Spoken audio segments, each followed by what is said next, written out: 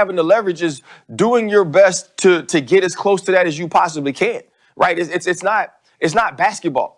Jay, in basketball, there's a number you can point to me. There's a super max that you can't talk me out of. We don't have super max. We don't have max deals. It's not, if you've been with this team for so long, they can offer you more than this team. We don't have that. That's not how it works in football. So your thing is to get as close as you possibly can to your number. Get as close as you possibly can to your wants and pull the team away from theirs as much as you possibly can. And that's where Dak Prescott is right now. Dak Prescott can't go in and demand a Patrick Mahomes deal. You know why? Because he ain't Patrick Mahomes.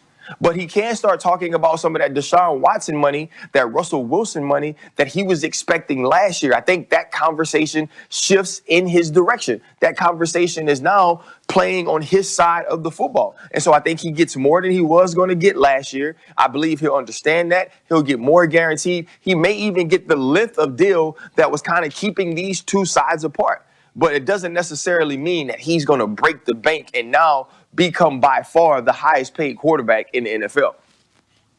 Now, Ryan, follow me here, though, right? Because it wasn't you. It was somebody else in Pittsburgh that played the safety position. It wasn't you that went to New England and was poking the GOAT like Chase Young has been doing over the last week. Who was that? You know what I'm talking about. And Tom Brady and Randy Moss and crew went after him repeatedly over the top. I just can't remember the name of that safety. I don't want to do my dog like this. I know he but you know what I'm talking about, right? Saying his name. It's my homeboy Anthony Smith, bro. Good. That's who it was. Yeah. So now here's the question: should Chase Young be worried about becoming Anthony Smith? Because he has been doing what Anthony did to Tom Brady, talking trash. You know what? Hell no. And I'm going to tell you why. Here was the difference. Tell me. Anthony Smith, at the time, was a second-year safety. He replaced me. That's the year I got sick. And he's playing against Tom Brady in his prime. He's playing against Randy Moss, having the greatest statistical season, touchdown-wise by a wide receiver, and all of these other things going on in New England, right? And he couldn't win his individual battle. You know who can win his individual battle? Chase Young. Now, you may have to worry about Fuller on the outside and Darby on the outside, but the dude that stands in front of Chase Young could whip him. And then the dude he's trying to get to, who is Tom Brady, if those two dudes get face-to-face, I pick Chase Young. Now, does that mean they're going to win the game? No. Does it mean that the Tampa Bay Buccaneers aren't a better team? No. What it means is Chase Young is solely focused on whoever you put across from me can't hold me, and Tom Brady cannot get away from me.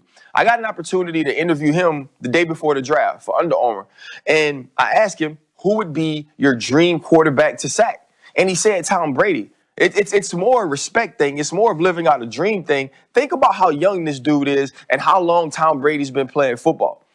Tom Brady's been the greatest quarterback of all time since Chase Young has been paying attention to football. You think he don't want to sack that dude? You think he don't want you to bring on the GOAT? And the other part is, like old girl said on whatever, was it Real Housewives or Love and Hip Hop? Who gonna check him, boo? Nobody. Dude gonna be okay. I just, I was at that game. I went to that New England game, and I remember it wasn't the funny. story It wasn't pre-game. good. Oh, man. Yeah, it wasn't good. It wasn't good. Fair enough. Remember, Brady's been in the league for basically 20 years, and Chase Young is 21 himself. Ryan, we'll see you on Get Up Top of the Hour with Greeny the Gang on ESPN. Thank you, man. Y'all boys have a good one. Oh, man. Bombs away. Oh, those things was flying all over the place. Zubin, you should have seen that. It was crazy. And so I'm there, I go as a guest of New England Patriots, Belichick, and we having pregame conversations. They like, that dude right there, we get ready to do something to him. Don't poke the bear or the goat or any other animal for that matter. On the way, man, Desmond Howard is in one of the most exclusive companies in all of sports, a Heisman Trophy winner. But Dez is also in an even more exclusive group that just got one more member. Down here, actually. Had a couple of cheeky beverages, if you know what I mean. Fantastic. Just so proud of those boys. I know you guys must be feeling good today. Antonio Brown, Antonio. Let's go!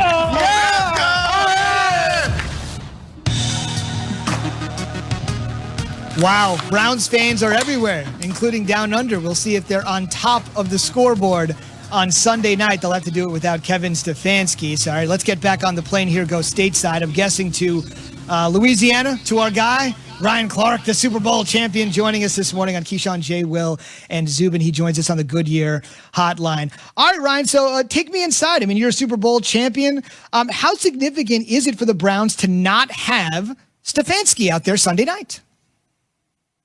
Think about how many times we talked about Baker Mayfield's success this season and not tied it to Kevin Stefanski. Every time it's a Baker Mayfield quote-unquote breakout game or Baker Mayfield proves something to the doubters, it's because we say Kevin Stefanski put him in the right positions to do so. He's not only the head coach, but he's the play caller. And when you have to do all of those things from the same position, I think your worth is a little bit different than most head coaches in this league. And so I think this is not only a huge loss as to what it will mean to the Cleveland Browns from a sense of not having your head coach there, not having someone who's delegated the entire season, but you're losing not only your schematic leader, but your actual in-game play caller that understands the vibe and the flow of this team each and every down. And I think that's huge, and it can't go underrated. This is like losing, at least to me, 3 to 7 points in this game to a team that you are already the underdog to. Ryan, you mentioned they lose Kevin Stefanski as the head coach, but the quarterback coach and Alex Van Pelt takes over play calling duties. Quarterback coach is in the ear and works in conjunction along with Kevin Stefanski in terms of game planning, calling plays. How could this be significant to Baker Mayfield in this particular game? Well, you know, Key, that's significant because that's the guy you have the most conversations with. So I think it's significant on two parts. Does this take Van Pelt from being able to sit next to Baker Mayfield on the bench and being able to go over the pictures and talk about what happened, because he is delegating, because he now does have a new position. He now has new responsibilities and obligations as the head coach? Or does this give them some sort of synergy and carryover and chemistry from having talked to Van Pelt throughout the season and kind of understood each other, and Van Pelt knows how to get Baker in the right position, knows how to have Baker more comfortable or as comfortable as he can possibly be to make those plays? I think it could go either way. And so where it is good that you have someone who's been a part of Kevin Stefanski's thought process as the game goes on, it's different when you have to do it from the head coaching position, which Van Pelt will have to do now. Right, let's talk about the Eagles for a second, man. Give me your unfiltered opinion on if you were a player on that roster. How would you have handled everything that just went down? Well, first off, you've been around it, Jay. Like, you take your shower after the game, you grab your stuff, and you go home. Like that's the way you handle it. And now, when you start to be prodded and picked by the media, you understand what response they're trying to get. I think you handle that in the building. You have an exit meeting, right? You talk to the head coach, you talk to your position coach. And in those meetings, you can basically say whatever the hell you want to say. And so if you have an issue with the way Doug Peterson handled that situation, that's when you tell him. You tell him the importance of that game to you. You tell him the importance of that decision. And so I would be pissed off about it. And not pissed off because Doug Peterson made a decision that he felt was good for him, for his team, or good for him, or helped his thought process as how he saw Nate Sudfeld, but because it wasn't communicated, because it couldn't be adjusted based off of where we were in the game. And when your leader, Jason Kelce, says weeks before that every decision made on the football team should be made with one priority, and that's winning football games, and then your head coach decides to go a different route, and that's not communicated, then those are mixed messages. The team wants one thing, the head coach wants something different, and that needs to be addressed with the head coach.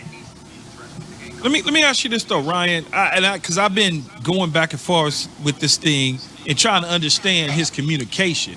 If he communicates with them that what we all know, he was tanking to get to the 6th pick, can the Philadelphia Eagles be punished for doing that? Is that the reason that he probably didn't communicate, because he didn't want to lose draft picks will be heavily fined? You know, I'm pretty sure you could be punished for that, right? That seems like something that would be detrimental to the